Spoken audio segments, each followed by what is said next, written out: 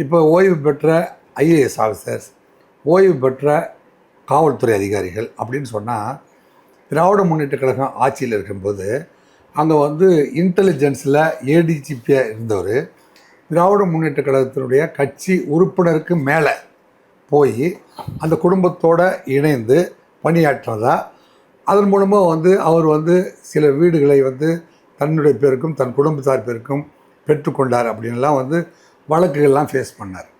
அது உங்களுக்கு தெரியும் நினைக்கிறேன். அது மட்டும் இல்லாமல் இது இப்போ அண்ணா திராவிட முன்னேற்ற கழகத்தில் வந்து செல்வி ஜெயலலிதா அவர்கள் வந்து ஆட்சியில் இருக்கிற பொழுது ஒரு கூட்டத்தில் பெரும் கூட்டம் ஆஃபீஸர்ஸே இருந்தாங்க.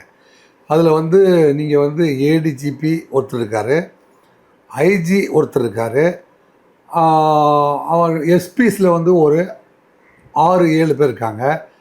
இந்த மாதிரி ஒரு 15 ஆஃபீஸர்ஸ் வந்து செல்வி ஜெயலலிதா அவர்களோடு மட்டுமல்லாமல் அவருடைய தோழியார் மற்றும் அவர் குடும்பம் ஒவ்வொருத்தருக்கும் வேண்டிய ஒரு போலீஸ் ஆஃபீஸர் இருந்தாங்க.